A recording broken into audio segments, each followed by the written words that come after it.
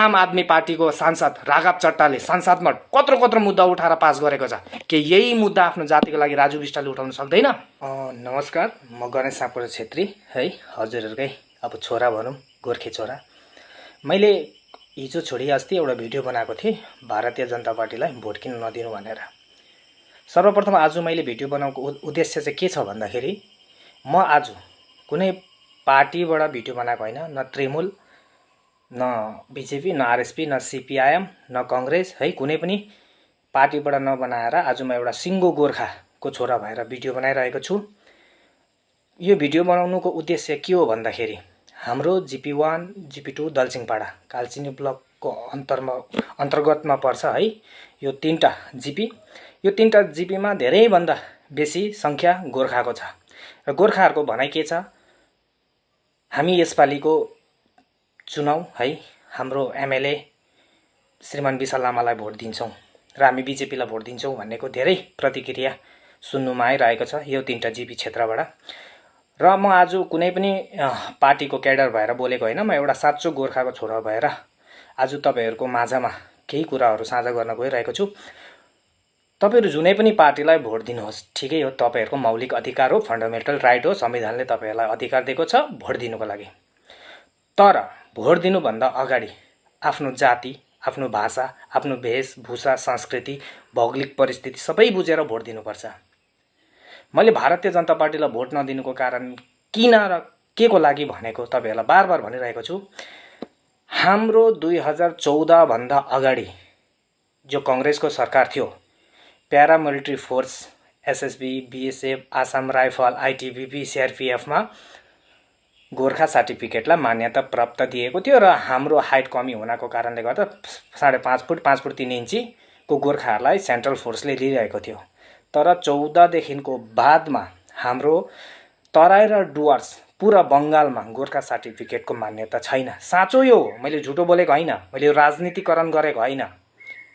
तपाईँले आफ्नो जातिलाई भोट दिएर जिताउनु भन्दा अघि पहिला आफ्नो छोराहरूको, आफ्नो कोक्रोमा सुतेको नानीहरूको भविष्यलाई हेर्नुहोस्। मेरो आमा, मेरो बाबा, मेरो दिदी, मेरो काका काकीहरू, किनभने हामी अन्धकारमा परिरहेको छौँ। तपाईँ जुनै पनि पार्टीलाई भोट दिनुहोस्, केही छैन। बिजेपीलाई किन भोट दिने? जसले चाहिँ गोर्खालाई मार्दैछ, गोर्खाको अस्तित्वलाई मार्दैछ। यही हो नि त समय आज गोर्खा जाग्ने। के 2011मा तपाईँहरूको सिङ्गो गोर्खा भोटले एउटा एमएलए जिताएन? जिताएन त? कि जिताएन भन्नुहोस् त? जिताएको छ नि त गोर्खा, एउटा सिङ्गो कालचिनीको गोर्खा मिलेर। जब पुरा सिङ्गो गोर्खा जागेर एउटा एमएलएलाई जिताउनु सक्छ भने तपाईँहरूकै गोर्खाको बीचबाट पनि एउटा इमान्दार नेता चुनाएर निर्दल खडा गरेर जिताउनुहोस् न त। तर किन बिजेपीलाई चाहिँ भोट दिने? तपाईँले आज दुःख सुख गरेर आफ्नो छोरा छोरीलाई है, कोही बगानमा मजदुरी गर्दैछ, कोही बस्तीमा हलो जोत्दैछ, कोही कसैको घरमा गएर है मजदुरी गरेर आफ्नो छोरा आफ्नो छोरीको भविष्यको लागि लडाइँ लडेर क्लास 10, 12 र कलेज पढाउनु हुँदैछ। तपाईँहरूले एउटा सर्टिफिकेट, एउटा गोर्खा सर्टिफिकेट बनाउनु, एउटा के अरे तपाईँको डोमिसाइल सर्टिफिकेट बनाउनु है, कति खर्च लाग्छ? तपाईँको घरमा जो छोरा छोरी छ नि 18 वर्ष पार भएको, जो डिफेन्सको लागि ट्राई गर्दैछ नि, त्यो छोरा छोरीलाई सोध्नुहोस् र तपाईँको पैसा कति खर्च हुँदैछ एउटा सर्टिफिकेट बनाउनुको लागि। तपाईँले आफ्नो छोरा छोरीको भविष्य उज्यालो गर्नुको लागि तपाईँ बगानमा रात दिन बगानको पत्ती तोड्नु हुँदैछ, अर्काको घरमा गएर बेल्चा चलाउनु हुँदैछ, अर्काको खेतमा गएर हल चलाएर तपाईँले आफ्नो छोरा छोरीको भविष्य उज्जवल पार्नुको लागि मेहनत गर्नु हुँदैछ।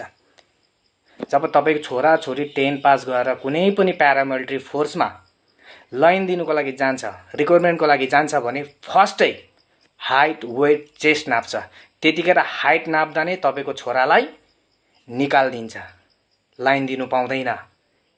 तपाईँको छोराले गोर्खा सर्टिफिकेट बनाउनुको लागि धेरै खर्च गरेको छ। सर्टिफिकेट हातमा हुन्छ, प्रमाणपत्र डिएमको, डिस्ट्रिक्ट म्याजिस्ट्रेटको, सर ये मेरा गोर्खा सर्टिफिकेट है, मैं गोर्खा हूँ, देखें मेरा सर्टिफिकेट।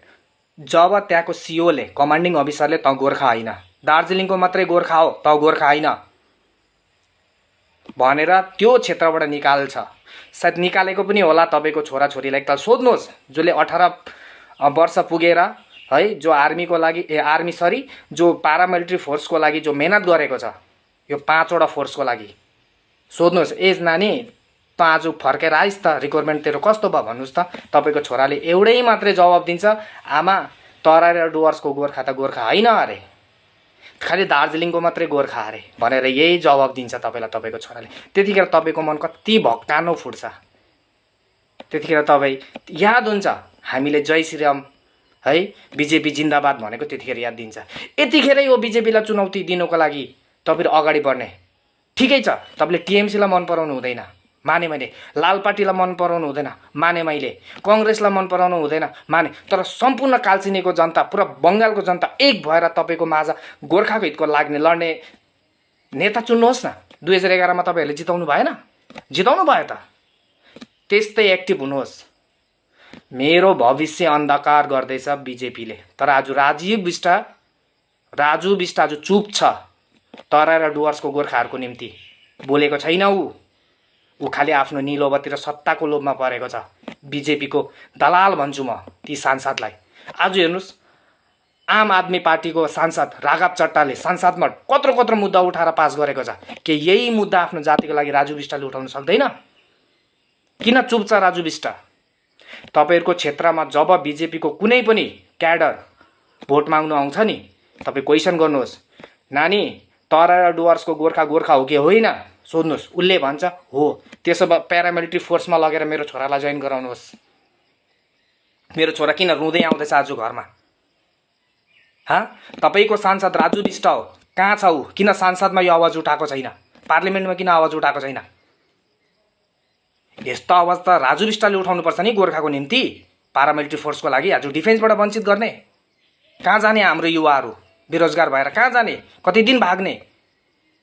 खालि भोट मात्रै लिने ऊ, 5 सालको लागि गद्दी बस्ने, आफ्नो सन्तानको लागि नलड्ने। र म मेरो कालचिनी ब्लक साथै सम्पूर्ण बङ्गालको गोर्खाहरूलाई 10 औँली जोडी निवेदन गर्छु, यो राम्रो मौका छ बिजेपीलाई मुतोड जवाब दिने। नदिनुहोस् तपाईँ टिएमसीलाई भोट, ठिकै छ। तपाईँ भावनामा जय श्रीराममा नबग्नुहोस्। मोदी नहेर्नुहोस्, मोदीले गोर्खा जातिलाई जहिले पनि विश्वासघात गरेको छ। यो इतिहास गवाह छ, म झुटो होइन, इतिहास गवाह छ। आज मोदीले र गृहमन्त्री अमित शाहले हामी गोर्खा जातिको लागि राम्रो सोच्थ्यो भने कहिले नै पिपिएस पनि गर्थ्यो होला, 11 जाति जनजाति गोष्ठीलाई समाधान पनि गर्थ्यो होला है। यो गोर्खाको जो कास्ट सर्टिफिकेट छ, गोर्खा सर्टिफिकेट, त्यसलाई पनि मान्यता दिन्थ्यो होला। तर आज किन चुप छ बिजेपी? किन राजु बिष्ट चुप छ? किन हाम्रो कालचिनीको विधायक चुप छ? यसको जवाब तपाईँहरूले एकदम कडाभन्दा कडा जवाब दिएको हुनुपर्छ। 11 मा तपाईँले जसरी एक भएर लडाइँ लडेको थियो, त्यसरी नै लड्ने समय आएको छ। आज म कुनै क्याडर भएर बोलेको होइन आज। ल, यति भन्दै मेरो वक्तव्यलाई यहीँ समाप्त गर्दैछु। जय गोर्खा।